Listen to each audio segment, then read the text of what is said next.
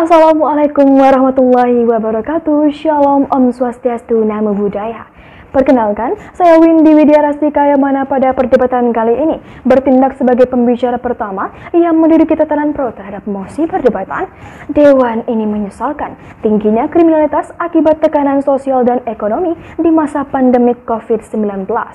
Pandemi COVID-19 yang melanda hampir di seluruh belahan dunia memiliki banyak sekali pengaruh, terutama pada bidang sosial ekonomi. Di Indonesia, kasus PHK sudah menjadi hal yang wajar yang mana hal ini dibuktikan dengan data dari Kementerian Ketenagakerjaan per Juni 2020. Jumlah karyawan yang terkena PHK dan pegawai yang dirumahkan berjumlah 3.050.000 orang. Pernyataan lain diutarakan oleh Ketua Umum Kamar Dagang Indonesia yang menyatakan bahwasanya lebih dari 6 juta pegawai dalam sektor formal di PHK dan dirumahkan. Kebijakan tetap di rumah dan PSBB yang diagung-agungkan pemerintah demi menekan penularan wabah COVID-19 pun turut mengakibatkan PHK besar-besaran yang kemudian melahirkan melemahnya ekonomi masyarakat yang bermuara pada ketidakmampuan memenuhi kebutuhan di masa pandemi, yang di sisi lain pun turut meningkatkan angka kriminalitas. Mengapa? Karena adanya tuntutan hidup yang harus dipenuhi walaupun dengan jalur melawan hukum atau dengan bertindak kriminal. Sejak COVID-19 menjangkit wilayah Indonesia dan berhasil mengacaukan kondisi negara, terutama pada aspek ekonomi, tindak kriminal justru seolah mendapat tempat di keseharian masyarakat. Sebagaimana yang dikemukakan oleh Karopemnas Mabes Polri, Brigjen Pol Argo Yuwono, menyatakan peningkatan kriminalitas sebesar 38,45% per Juni 2020 selama masa pandemik di seluruh Indonesia. Untuk mendukung statement bahwasanya faktor ekonomi merupakan faktor pemicu utama bertindak kriminal, maka dapat dilihat dari perspektif kriminologi. Bonger, selaku kriminolog, mengemukakan pandangan bahwa faktor ekonomi merupakan faktor pendorong terkuat untuk seseorang melakukan kejahatan. Di sisi lain, pengangguran juga menjadi suatu hal yang mendorong terjadinya kejahatan di masa pandemi. Terjadinya PHK karena pandemi ini menyebabkan mereka yang menjadi korban PHK dan kemudian menjadi pengangguran kesulitan mencukupi kebutuhan sehari-hari. Himpitan ekonomi inilah yang kemudian menciptakan tekanan sosial dan menyebabkan banyak sekali pihak menggunakan jalan pintas dengan melakukan aksi kriminal. Hal ini kemudian secara terang menunjukkan bahwa memang benar faktor ekonomi merupakan motivasi utama dan dominan para pelaku melakukan kejahatan di masa pandemi. Pakar psikolog forensik Reza Indragiri Amril mengingatkan sejumlah jenis tindak kejahatan dapat terjadi selama masa pandemi COVID-19. Salah satunya yakni kejahatan yang dilakukan hanya untuk memenuhi kebutuhan hidup sehari-hari. Sebab tak bisa dipungkiri, kembali dengan adanya kebijakan PSBB yang diagung-agungkan pemerintah yang bertujuan untuk memutus penyebaran COVID-19 berdampak pada hilangnya mata pencaharian orang. Teori kemudian kembali menjelaskan bahwasanya memperbaiki kondisi sosial ekonomi adalah hal yang tepat untuk menekan kemungkinan seseorang bertindak melawan hukum. Dibuktikan dengan penelitian yang dilakukan oleh Gaulas pada 25 negara bahwa jika pendapatan per kapita dapat meningkat sebanyak 1%, mampu menekan tingkat kriminalitas sebanyak 10%. Berkaca pada situasi saat ini, pendapatan justru menurun dan tentu berkorelasi positif dengan meningkatnya angka kriminalitas. Dilansir dari CNN Indonesia, tindak kriminal yang marak terjadi di masa pandemi ini yaitu pencurian dan pembobolan minimarket yang mana aksi tersebut dilakukan karena himpitan ekonomi. Banyak yang tidak menyadari bahwasanya melipat gandakan harga masker dan hand sanitizer pun turut terkategori sebagai tindak kriminal. Ketentuan ini jelas melanggar ketentuan dalam Undang-Undang Nomor 7 Tahun 2014 tentang Perdagangan dan Undang-Undang Nomor 8 Tahun 1999 tentang Hak Perlindungan Konsumen. Meningkatnya angka kriminalitas selama masa pandemik ini patut menjadi penyesalan kita semua, bahwasanya hal ini membuktikan ketidakmampuan bertindak pemerintah dalam mengakomodir secara maksimal terkait melemahnya perekonomian di Indonesia yang kemudian bermuara pada meningkatnya angka kriminalitas. Dari landasan dan argumentasi yang telah saya bangun, maka dapat saya nyatakan secara tegas, lugas, dan mantap bahwasanya indikator dalam menciptakan tatanan masyarakat dengan angka kriminalitas rendah harus didukung dengan taraf perekonomian yang memuaskan, yang mana hal ini jelas bertolak belakang dengan situasi saat ini di mana taraf perekonomian menurun dan tentu meningkatkan angka kriminalitas. Atas landasan ini pula, saya mengajak rekan berpikir kami dari tim kontra untuk berdiri di samping kami mendukung mosi perdebatan kali ini, karena mosi perdebatan kali ini sangat layak dipertimbangkan dipertahankan. Terima kasih. Dewan Juri yang terhormat, perkenalkan saya Muhammad Ridwan Jogi yang dalam hal ini berkedudukan kontra terhadap mosi. Dewan ini menyesalkan tingginya kriminalitas akibat tekanan sosial dan ekonomi di masa pandemi COVID-19. Dewan Juri yang terhormat, meningkatnya kriminalitas di masa pandemi COVID-19 yang disebabkan oleh tekanan sosial dan ekonomi dapat dikatakan tidak dapat. Mengingat pada situasi sekarang ini, pemerintah telah melakukan upaya-upaya untuk menjaga perekonomian dan situasi sosial di masyarakat. Setidaknya pemerintah telah melakukan upaya sebagai berikut. Yang pertama, kebijakan program Kartu Keluarga Harapan yang ditujukan untuk 10 juta penerima dengan total anggaran 37 triliun rupiah. Yang kedua, program Kartu Sembako yang ditujukan untuk 20 juta penerima dengan total anggaran 43 triliun rupiah. Yang ketiga, program Kartu Prakerja yang ditujukan untuk 5,6 juta peserta dengan total anggaran 20 triliun rupiah. Yang keempat, program Bantuan Sosial Dana Desa yang ditujukan kepada 10 juta penerima dengan total anggaran 21 triliun rupiah. Yang kelima, bantuan subsidi upah pada 15,6 juta pegawai swasta dengan total anggaran 37 triliun rupiah. Dewan Juri yang terhormat, upaya pemerintah secara komprehensif memberikan bantuan kepada masyarakat, baik pada masyarakat yang kurang mampu, tenaga kerja di PHK, maupun karyawan dengan bantuan yang sangat besar di masa pandemi COVID-19 ini, maka alasan tekanan sosial dan ekonomi yang menyebabkan kriminalitas di masa pandemi COVID-19 mestilah dikesampingkan. Dewan Juri yang terhormat, atas argumentasi tersebut, maka saya mengajukan dua argumentasi penyebab utama meningkatnya kriminalitas di masa pandemi COVID-19.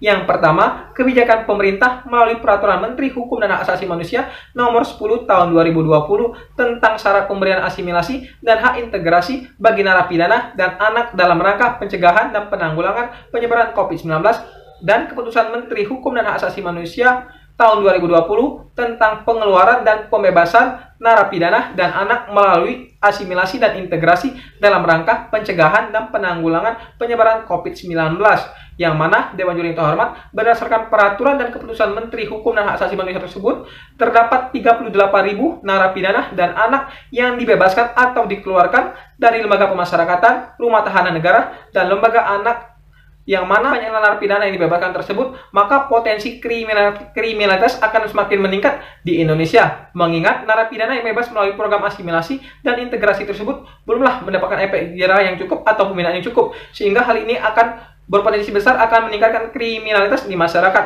Hal ini pun didukung dengan fakta bahwasanya di Indonesia tingkat residivis atau narapidana yang kembali melakukan kejahatan cukup tinggi, yakni pada tahun 2019 terdapat 24 residivis. Hal ini pun telah dibuktikan dengan adanya narapidana yang bebas melalui program asimilasi dan integrasi tersebut melakukan kembali tindak kejahatan.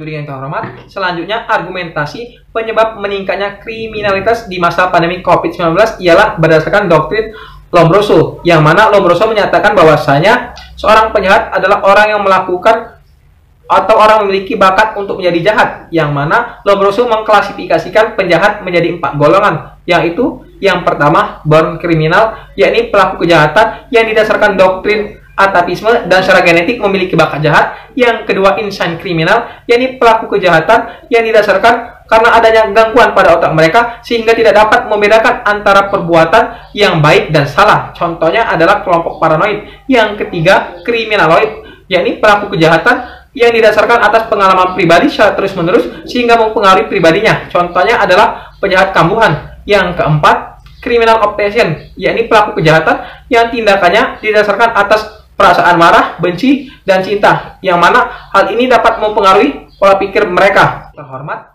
dengan ajaran Lombroso tersebut, maka dapat ditarik kesimpulan bahwasanya faktor kriminalitas ialah ada pada diri individu manusia itu sendiri yang memiliki bakat jahat. Yang mana apabila kita menggunakan komparasi, apabila terdapat manusia atau sekelompok manusia yang dalam kondisi tertekan ekonomi maupun sosialnya, namun ia tidak melakukan kejahatan ataupun melanggar norma di masyarakat, sehingga tidak tepat jika tekanan sosial dan ekonomi merupakan faktor utama meningkatnya kriminalitas di masa pandemi COVID-19. Dewan yang terhormat, ajaran Lombroso ini pun mempertegas argumentasi pada poin pertama bahwasanya ada kecenderungan narapidana yang telah dibebaskan akan kembali lagi melakukan tindak kriminalitas karena pada dirinya itu sendiri memiliki bakat jahat.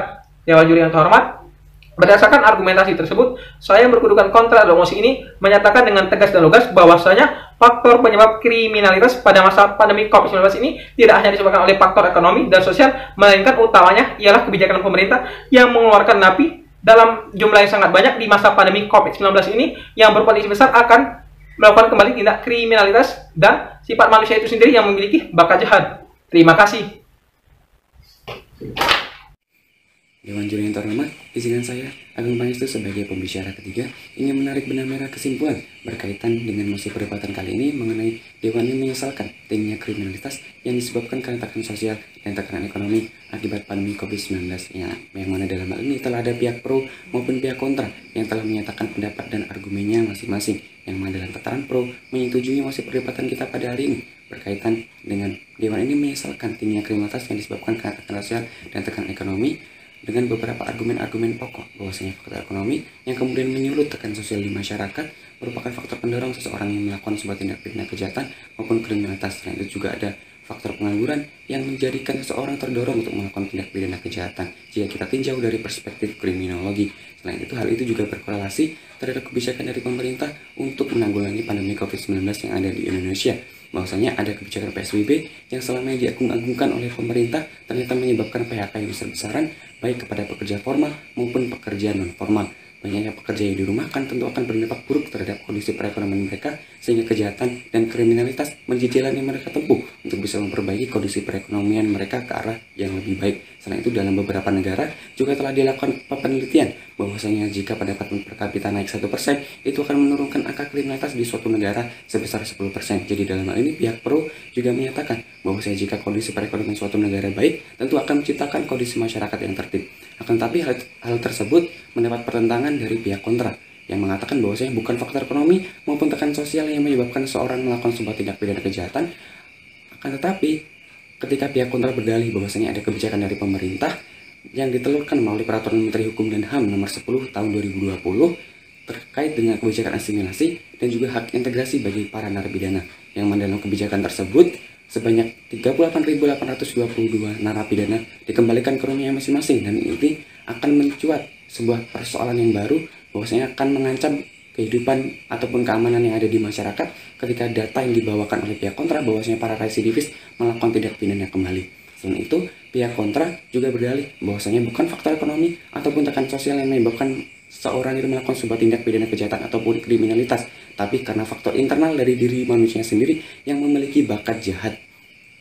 Jika kita komparasikan ke dalam kehidupan sehari-hari, bahwasanya ada manusia maupun sekelompok masyarakat yang tetap melakukan sebuah kebaikan meskipun dia terhimpit secara ekonomi maupun dalam tekanan sosial. Jadi dari perdebatan yang telah tersaji antara pihak pro maupun perspektif kontra, dapat kita ambil sebuah edukasi dan juga pemahaman sehingga kita bisa mengkritisi terhadap setiap perubahan yang terjadi terhadap setiap situasi kondisinya saat ini, terkhususnya berkaitan dengan mosi perdebatan kita kali ini. Akhir kata saya akhiri. Sekian dan terima kasih. Wassalamualaikum warahmatullahi wabarakatuh.